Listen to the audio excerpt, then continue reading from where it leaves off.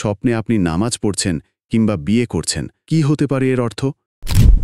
আজকের ভিডিওতে আমরা জানব ইসলামিক দৃষ্টিকোণ থেকে এই দুটি স্বপ্নের ব্যাখ্যা। ইসলামিক ব্যাখ্যা অনুযায়ী নামাজ স্বপ্নে ব্যাখ্যা খুবই শুভ লক্ষণ। হজরত ইবনে সিরিন রহমের তাফসিরে বলা হয়েছে, যদি কেউ দেখে সে নামাজ আদায় করছে, তবে এটি তার ঈমান, নেক আমল এবং তাওবার প্রতীক। এটি আল্লাহর নৈকট্য পাওয়ার একটি সংকেত। অনেক সময় এটি ইঙ্গিত করে আপনি আল্লাহর সন্তুষ্টি লাভের পথে রয়েছেন, আপনার কোনো দোয়া কবুল হতে যাচ্ছে, আপনি কঠিন সময় থেকে মুক্তি পেতে চলেছেন। আর যদি আপনি দেখেন আপনি নামাজ পড়তে গিয়ে ভুল করছেন বা ঠিকভাবে পড়তে পারছেন না, তবে এটি হতে পারে একটি সতর্ক সংকেত। এটি বোঝাতে পারে যে আপনি ইবাদতে গাফিল হচ্ছেন অথবা আপনার মনোসংযোগ দুর্বল। বিয়ে একটি বড় পরিবর্তনের প্রতীক। স্বপ্নে বিয়ে দেখা মানেই যে সবসময় বাস্তবে বিয়ে হবে এমন নয়, তবে এর বেশ কিছু অর্থ হতে পারে। যদি আপনি অবিবাহিত হন এবং স্বপ্নে বিয়ে করতে দেখেন, তাহলে তা জীবনের বড় দায়িত্ব আসার ইঙ্গিত হতে পারে। যদি আপনি বিবাহিত হয়ে থাকেন এবং আবার বিয়ে করতে দেখেন, তবে তা হতে পারে নতুন কাজের দায়িত্ব, নতুন সম্পর্ক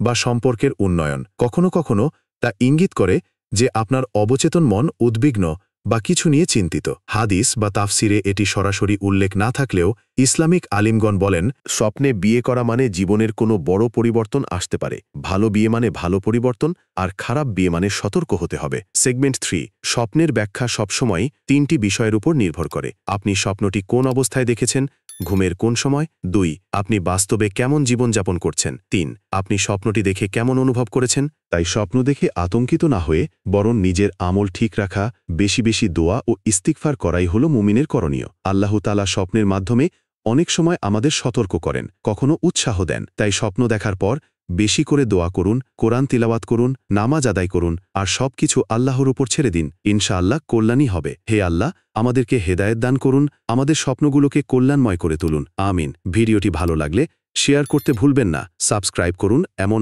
আরও ইসলামিক কন্টেন্টের জন্য।